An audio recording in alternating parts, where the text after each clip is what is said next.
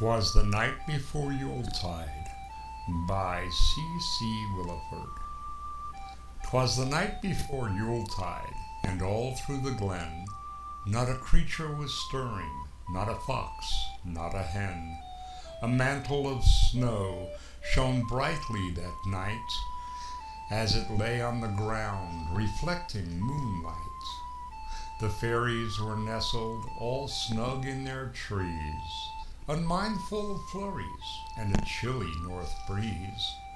The elves and the gnomes were down in their burrows, sleeping like babes in their soft earthen furrows, when lo, the earth moved with a thunderous quake, causing chairs to fall over and dishes to break.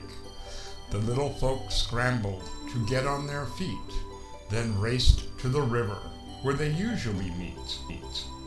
What happened, they wondered, they questioned, they probed, as they shivered in night clothes, some bare-armed, some robed. What caused the earth shudder? What caused her to shiver? They all spoke at once as they stood by the river. Then, what to their wondering eyes should appear but a shining gold light in the shape of a sphere?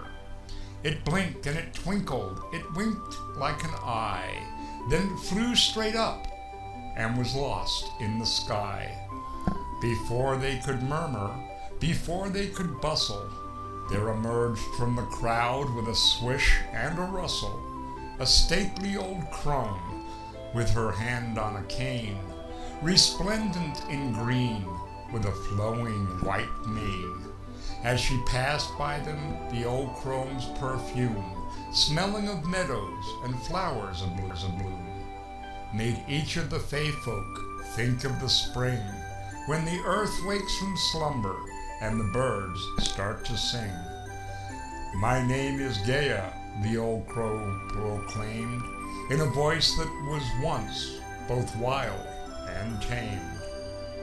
"I've come to remind you, for you seem to forget, that Yule is the time of rebirth, and yet I see no hearth fires, hear no music, no bells. The air isn't filled with rich fragrant smells of baking and roasting and simmering stews, of cider that's mulled or other hot brews. There aren't any children at play in the snow, or houses lit up by candles' bright glow.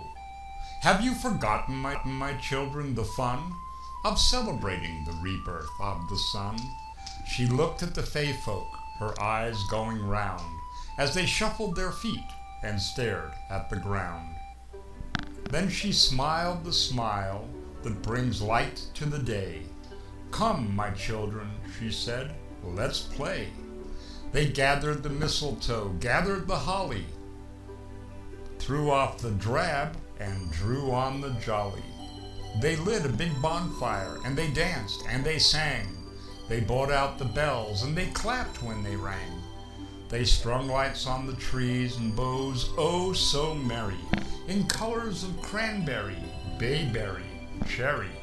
They built giant snowmen and adorned them with hats, then surrounded them with snowbirds and snowcats and bats.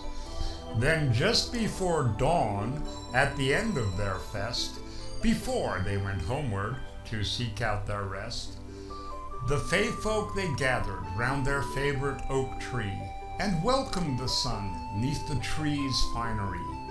They were just reaching home when suddenly came the gold light returning like an arrow shot flame. It lit on the treetop where they could see from afar. The gold-like sphere turned into a star. The old crone just smiled at the beautiful sight. "Happy Yuletide, my children," she whispered. "Good night."